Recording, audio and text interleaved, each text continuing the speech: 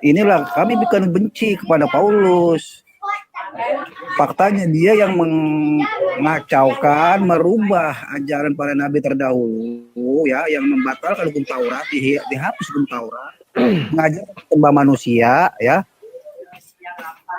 Ini Paulus sudah fakta-fakta merubah, bukan kami benci apa Paulus. Makanya Paulus itu dirasuki roh jahat pada saat dia itu bertemu Yesus, ngaku-ngaku.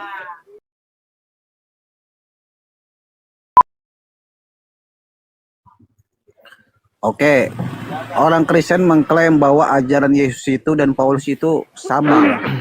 Tunjukkan mana yang sama.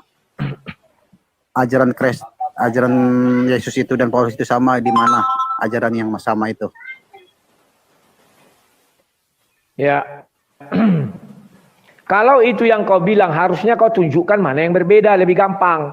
Aku menjawabnya, kau bilang misalnya Kristen mengajarkan ini, Paulus mengajarkan ini, baru ku buka ayatnya. Kalau kau tanya mana yang sama, ya aku bilang aja sama. Karena keduanya terdapat di Injil. Mulai dari Injil Matius sampai kepada Injil kepada Wahyu. Mereka ada di dalam satu kesatuan kitab suci kami. Silakan. Contohnya saja ajaran Taurat itu, Yesus itu melanggengkan, menyempurnakan ajaran Taurat. Kenapa tiba-tiba di Perjanjian Baru orang Kristen, di kitab-kitabnya Paulus itu mengatakan hukum Taurat itu sampah. Dengan matinya Yesus yang salib, maka hukum Taurat itu dibatalkan, dihilangkan. Bagaimana dibilang sama? Terima kasih. Oke. Kalau yang kamu ambil mengenai hukum Taurat, Yesus tidak pernah menyempurnakan. Karena hukum Taurat itu sudah sempurna. Ya. Yang benar adalah bahwa Yesus menggenapi. Beda menggenapi dengan menyempurnakan. Contoh, dahulu Tuhan mengajarkan menciptakan manusia dua menjadi satu, laki-laki dan perempuan. Kemudian terjadi penyimpangan.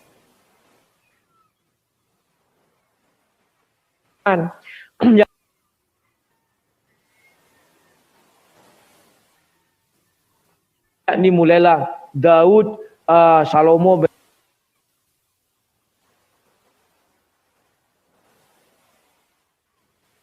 menikah banyak orang. Maka Yesus datang menggenapi bahwa sebelumnya Tuhan itu menciptakan manusia hanya ada Adam dan Hawa. Maka dibuatlah di Kejadian Matius 19 mengenai pernikahan. Sekarang Yesus mengatakan bahwa dihilangkan, memang tidak pernah, bahwa apa itu dosa. Di dalam 10 hukum Taurat tidak ada di situ apa hukumannya terhadap orang yang mencuri, apa hukumannya terhadap orang yang berdusta, bersaksi dusta, apa hukuman terhadap orang berzina, nggak ada. Maka turunlah hukum Taurat Musa. Musa mulai membuatlah hukuman atas pelanggaran ini. Contoh mencuri potong tangan, berzina dilempari sampai mati, membunuh dibunuh, nyawa ganti nyawa. Maka Yesus datang menggenapi. Ada tertulis katanya. Tapi sekarang oleh kasih karunia ada namanya pertobatan. Jadi orang yang harusnya mati di dalam dosa bisa selamat. Itulah yang dimaksud Pak Rasul Paulus. Kalau Yesus tidak datang, kami tidak punya solusi terhadap dosa kami. Bahwa orang membunuh harus dibunuh, bahwa orang berzina harus dibunuh.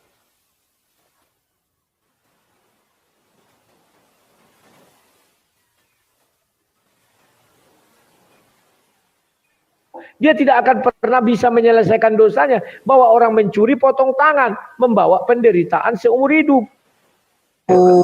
Penyembahan dan juga coba kasih ayatnya, tidak boleh menyembah Yesus atau menyembah manusia. Iya kan, Yesus di situ kan cuman di Bible Anda itu mengatakan utusan banyak, tidak pernah mengaku dia Tuhan. Ini loh yang menjadi salah kaprahnya itu loh. Terus dalam masalah sunat juga, Yesus mengajar sunat, dia 8 hari disunat. Iya, faktanya ajaran para nabi itu selaras dengan Islam. Anda begitu Yesus terangkat ke langit, dirubah oleh Paulus itu. Ini Paulus ini siapa itu loh? Ku jawab, matikan mic-mu. Oke, ku jawab. Dari sunat dulu. Kamu mengatakan Yesus mengajarkan sunat. Yesus tidak pernah mengajarkan sunat. Yang benar firman mengajarkan sunat. Bedakan antara firman dan Yesus. Yesus itu adalah firman yang menjadi manusia. Sebelum dia menjadi manusia namanya firman. Oke? Nah, Yesus disunat umur 8 hari. Ya, kenapa? Karena firman di Kejadian 17 memang begitu harus disunat. Kamu bilang Islam yang melaksanakan. Islam itu adalah melakukan sunat seperti yang dilakukan Ismail di Kejadian 17 ayat 22-23.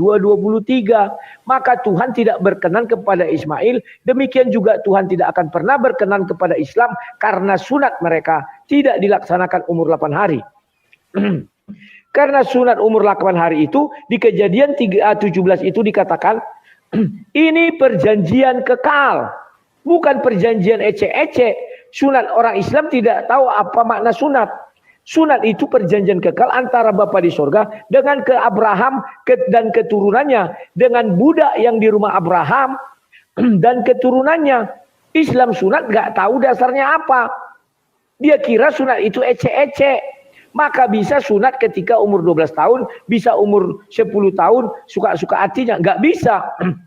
Kalau kalian mau ikut perjanjian Tuhan harus 8 hari. Nah, Paulus melihat ini. Dia bukan meniadakan hukum sunat. Tidak. Tetapi dia mengambil hukum Musa. Maka sunatlah hatimu, kata Musa. Sudah. Dan Paulus melihat ada 2 contoh manusia. Yang satu Henok tidak hidup di bawah hukum sunat. Karena dia terlahir sebelum Abraham lahir. Ya, dia di Kejadian 5. Abraham mulai Kejadian 17 itu sunat. Yang kedua Elia. Elia adalah orang yang hidup di bawah hukum sunat. Atau tepatnya hukum Taurat itu. Dia lahir jauh setelah Abraham. Apakah Henok tidak sampai ke surga? Dialah manusia pertama yang masuk surga. Apakah Elia tidak masuk ke surga? Elia lah manusia yang masuk surga juga. Maka Paulus mengatakan, jikalau ada satu Tuhan yang sama. Oke? Baik orang yang bersunat Elia maupun orang yang tidak bersunat Henok, sekeduanya diselamatkan oleh karena iman. Selesai. Paham ya? Nah, kami tidak bersunat orang Kristen ini. Karena kami tidak bisa membuktikan DNA kami keturunan Abraham atau keturunan budak Abraham. Kalau kami sunat berdasarkan agama, hanya satu yang bisa kami pegang teguh, dasar kami untuk sunat. Tanpa perlu kami mencek-cek tes darah kami. Apa itu? Kami pengikut si penjahat kelamin. Itu tertuang di Kejadian 34. Saya nggak tahu kamu sunat itu ikut siapa. Kalau menurut agama Kristen kau pengikut penjahat kelamin. Ya kau periksa. Apakah yang kau ikuti itu ada hubungannya dengan kelamin? Kalau ada ya berarti itu dia Kejadian 34. Kalau kau keturunan Abraham bisa nggak kau turut buktikan dengan DNA? Nggak bisa. Kau keturunan budak Abraham nggak bisa. Tapi pengikut penjahat kelamin nggak perlu DNA. Cukup kau lihat kelakuannya. Ada nggak hubungannya dengan kelamin? Kalau ada ya itulah yang tepat. Makanya kami nggak mau sunat. Yang kedua, kau mengatakan bahwa Yesus tidak ada mengaku Tuhan. Siapa bilang tidak ada? Ketika dia mengatakan di Yohanes 13 ayat 13 itu, katamu aku adalah guru dan Tuhan. Ya itu tepat. Dan ketika Thomas di Yohanes 20 ayat 28 mengatakan, ya kuriosku dan ya Tuhan teosku. Yesus tidak ada mengatakan, aku bukan teos, tidak ada. Dan di Yohanes 10 ayat 33 dan 34, kami melempari engkau bukan karena perbuatan baik, tetapi karena engkau sekalipun seorang manusia menyamakan diri dengan Tuhan. Kalimat itu sudah jelas. Silakan. Iya, faktanya di lapangan Anda itu Kristen tidak mengikuti ajaran yang Yesus lakukan. Faktanya Paulus lah yang kalian ikuti. Jadi walaupun Anda kata-kata Anda sebagus mungkin, Anda tidak bisa menutupi bahwa fakta di lapangan bahwa Anda itu tidak sunat dan Anda itu Tritunggal, 3 Tuhan. Itu saja yang belum lagi kelari ke hari Sabat. Yesus hari Sabat, sinagogek. ya. Nah, Anda Kristen ke hari Minggu ke gereja.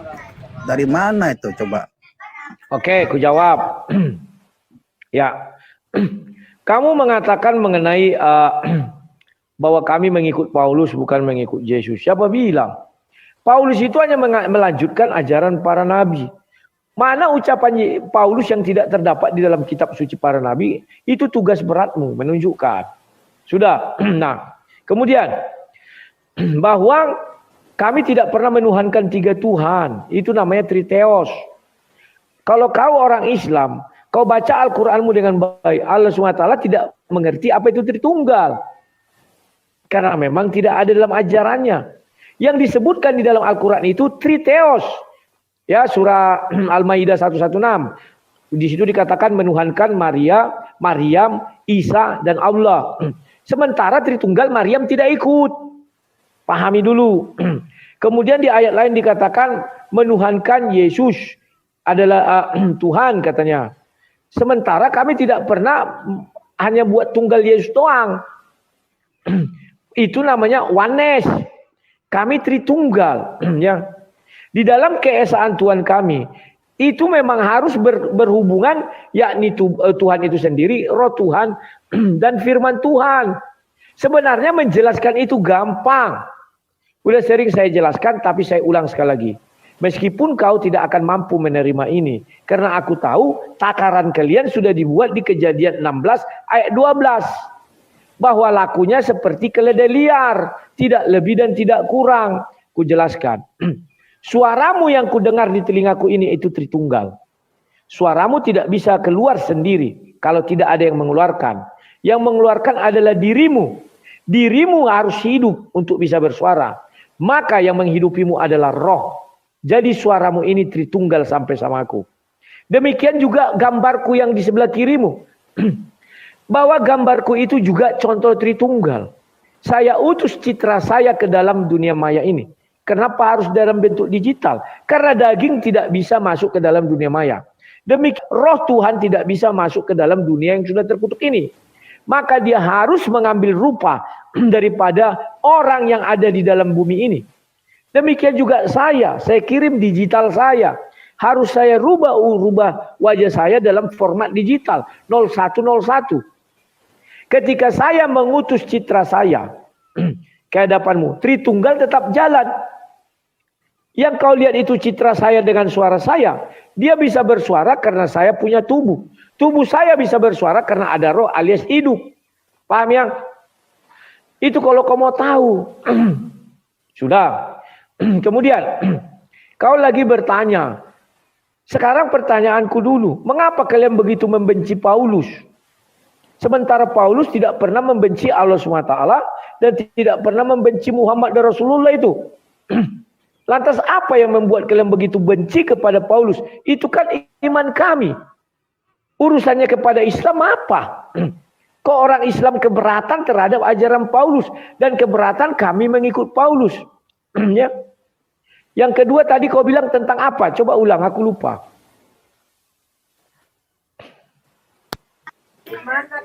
Tentang itu, Yesus mengajarkan hari Sabat itu.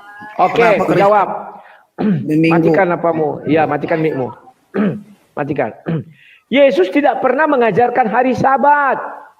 Yang benar adalah firman Tuhan mengenai hari Sabat itu ada di Perjanjian Lama atau di kitab Musa. Dikatakan di situ 6 hari lamanya Tuhan bekerja, 1 hari beristirahat.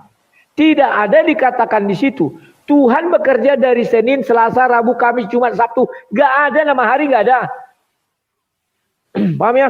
Tuhan tidak pernah mengatakan itu. Yang ada adalah hari pertama, hari kedua, hari ketiga, keempat. Kemudian setelah Musa datang dan setelah bahasa itu ada, barulah dibuatnya namanya Echad, begini sampailah kepada tauhid pula, sampai kepada Sabat. Apakah orang Kristen melanggar hari Sabat? Tidak. Karena orang Kristen patuh kepada hukum. 6 hari bekerja, kami mulai bekerja hari Senin sampai hari Sabtu, 6 hari kan pas. Hari Minggu kami istirahat. Jadi tidak ada yang kami langgar. Paham ya? Dan mengenai Sabat Yesus katakan apa? manusia Tuhan atas hari Sabat. Kami Tuhan atas hari Sabat, kami yang mengatur hari Sabat. Kapan mau kami buat hari Sabat, suka-suka kami. Yang penting 61. Paham ya? Silakan. Yesus sudah jelas, dia mengajar masuk ke sinagoga hari Sabat. Anda jangan bilang Yesus tidak mengajar hari Sabat, Anda bilang firman yang mengajar hari Sabat. Itu Yesus terbukti kok, benar-benar hari Sabtu, hari Sabat itu, dia masuk ke sinagoga, dia juga berwudu, dia juga sujud. Inilah kami bukan benci kepada Paulus. Faktanya dia yang mengacaukan, merubah ajaran para nabi terdahulu, ya, yang membatalkan hukum Taurat, dihapus hukum Taurat, mengajar tentang manusia, ya. Ini Paulus sudah banyak fakta-fakta merubah, bukan kami benci apa Paulus. Makanya Paulus itu dirasuki roh jahat pada saat dia itu bertemu Yesus, ngaku-ngaku. Yesus itu nanti turun lagi, nanti di hari kiamat, bukan zamannya Paulus itu, dia ngaku-ngaku. Kalau Yesus turun itu nanti dari timur ke barat itu muncul cahaya, orang pada tahu, ramai semua, satu dunia tahu semua. Ini cuma Paulus jawab. Ku jawab dulu satu-satu. Ya, ku jawab dulu ya. Oke. Kamu tidak mengakui hari Sabat itu lagi. Yesus aja bekerja pada hari Sabat. Dan datang orang Yahudi, apa katanya? Kau kok bekerja pada hari Sabat? Apa kata Yesus? Bukankah kau melepaskan ternak lembumu pada hari Sabat? Anak manusia Tuhan atas hari Sabat. Titik. Bukan hari Sabat Tuhan. Hari Sabat untuk manusia, bukan manusia untuk hari Sabat. Pahami dulu itu kata-kata itu. Paham? Nah, Yesus yang ngajarkan, bukan Paulus. Kemudian kau bilang, Paulus mengajarkan menuhankan manusia. Paulus tidak pernah menuhankan manusia. Siapa manusia yang dituhankan? Hanya Musa di dalam Alkitab. Manusia yang diangkat menjadi Tuhan, itu Musa. Keluaran 7 ayat 1. Dan dia hanya Tuhan bagi Fir'aun. Jadi kalau kamu bilang di Alkitab ada manusia menjadi Tuhan, ada. Namanya siapa? Musa. Itu tidak pernah kami sangkal. Karena memang Musa lah yang diangkat menjadi Tuhan. Cuman bagi Fir'aun. Bukan bagi kami. Paham? Kemudian. Paulus menuhankan manusia. Paulus tidak pernah menuhankan manusia. Dia menuhankan Allah Tritunggal. Karena Yohanes 1 ayat 1. Yohanes 1 ayat 1 bukan ucapan Paulus loh. Ya, pada mulanya adalah firman, firman bersama-sama dengan Bapa di sorga, maka firman itu adalah Bapa di sorga itu sendiri. Nah, contoh. Sekarang di sini ada namanya si Sertijab. Ya. Sertijab. Suara yang kudengar ini keluar dari dirimu yang tidak kuketahui bentukmu, tidak kuketahui rupamu. Demikian juga Musa. Mendengar suara Tuhan, dia tidak tahu bentuk Tuhan, tidak tahu rupa Tuhan. Tapi karena dia memperkenalkan diri bahwa dia adalah Tuhan, maka Musa mengatakan ia Tuhan. Sama siapa dia katakannya Tuhan? Sama suara ini. Karena dia tidak ada lihat Tuhan. Sudah. Setelah diberitahu Tuhan, aku ada di sorga. Baru dia tahu, oh ya Tuhan di sorga. Sama dengan saya. Yang saya dengan ini si tersijab. Kenapa? Karena kau yang gak tahu saya tempatmu di mana. Wujudmu bagaimana saya gak tahu. Maka kau berbicara sama saya memperkenalkan diri tertijab. Maka saya katakan ini sertijab. Kenapa? Karena suara ini bersama-sama dengan sertijab. Maka suara ini adalah si sertijab. Logikanya sederhana dan gampang. Kenapa kalian begitu susah untuk memahami ini? Sudah.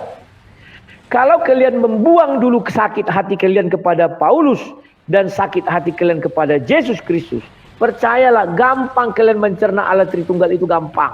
Gak sulit. Kalau Allah itu hanya satu, maka dia tidak lebih dari atom. Atomlah paling kecil, satu. Kalau Tuhan itu kau bilang tidak ada yang lainnya, sekarang aku ajari kau mengenai agamamu. Tuhanmu bernama Allah SWT. Allah SWT itu nama. Bentuk wujudnya adalah zat. Apakah Allah bisa dipisahkan dari zat? Tidak bisa. Kalian menganut paham dui tunggal. Apakah zat bisa dipisahkan dari Allah? Enggak bisa. Apakah wujud fisik daripada Allah itu sama dengan wujud fisik daripada zat? Tidak sama. Karena wujud fisik daripada Allah itu yang seperti ini. Alif lam lam ha itu. Bisa digambarkan. Tapi wujud zat tidak bisa digambarkan. Kalian saja nggak tahu. Sekarang kalian paham. Apakah Allah mau berfirman? Iya, dia berfirman. Apakah wujud firman sama dengan wujud zat? Tidak. Kalau begitu kalian sudah punya 3. Apakah firman Allah adalah makhluk? Belum pernah saya dengar orang muslim mengatakan firman Allah itu adalah makhluk. Gak ada. Jadi apa? Sifat Allah. Sifat Allah yang melekat di dalam diri Allah. Berarti dia tidak bisa menjadi Allah kalau tidak berfirman. Itu kalian nggak tahu. Maka dia tergantung kepada firmannya. Firman ini apa? Bukan makhluk. Wujud firman tidak sama dengan wujud Allah. Alif lam lam ha. Tidak sama dengan wujud zat. Sudah berbeda wujud. Tapi apakah dia ada 3? Tidak. Dia hanya satu kesatuan. Itulah namanya wahid. Bukan tauhid. Paham ya? Kemudian kami tidak menuhankan 3 Tuhan ya. Paham itu? Kau mengatakan Paulus bertemu dengan setan. Ayat itu jelas mengatakan dia berbicara dengan Yesus. Karena sakit hatimu, Paulus ini menjadi rasul dan terkenal. Kau katakan dia bertemu setan, padahal ayat itu jelas mengatakan dia bertemu dengan Yesus. Paham tak? Sekarang kalau aku bawa ke dalam agamamu, seluruh nabi mengenal Tuhan ketika datang kepada dia. Carikan saya ayat di Al-Quran. Nabi siapa yang tidak kenal siapa yang datang kepada dia? Hanya Muhammad. Kenapa? Apakah saya mau mengucapkan kata-katamu? Dia bukan bertemu Tuhan, tapi bertemu yang kau ucapkan itu. Oh tidak, nanti saya masuk penjara. Faktanya, di dalam Al-Quran baca semua nabi mengenal siapa yang datang kepada dia. Hanya Muhammad tidak mengenal siapa yang datang kepada dia. Maka di Sahih Bukhari 3, dia dibawa kepada Warakah. Dan Warakah mengatakan itu namus. Dan di Sahih Bukhari 3 dikatakan Warakah penulis Injil. Sahih Bukhari 6467, Warakah penulis Injil dalam bahasa Arab. Pertanyaan saya, mengapa Allah SWT tidak memerintahkan Muhammad untuk menjaga Injil? Kenapa? Muhammad datang hanya membenarkan Injil. Oh ya, Injil itu firman Tuhan, hanya begitu. Tidak tahu isinya. Harusnya dia datang membenarkan firman Tuhan dan menjaga isinya, isi-isinya. Itu kalian kenapa nggak curiga? Kenapa Allah SWT tidak memerintahkan Muhammad menjaga Injil? Padahal itu adalah firman dari Allah SWT. Dan yang menuliskan adalah Warakah bin Naufal. Bukan Matius, Markus, Lukas, Yohanes. Injil daripada Isa ditulis oleh Warakah bin Naufal. Baca saja Sahih Bukhari 3 dan 6467. Oke. Nah sekarang apa lagi keberatanmu mengenai Paulus? Sebentar ya. Tadi kau ada mengatakan bahwa Paulus itu seorang apa tadi kau bilang ya, lupa aku. Ulang. Oke, silakan kau lagi. Apa keberatanmu lagi tentang Paulus? Biar ku jawab. Iya nih saya mau bertanya, yang berbohong siapa? Yesus apa Paulus? Yesus itu turun ke dunia itu cuma 2 kali, ya.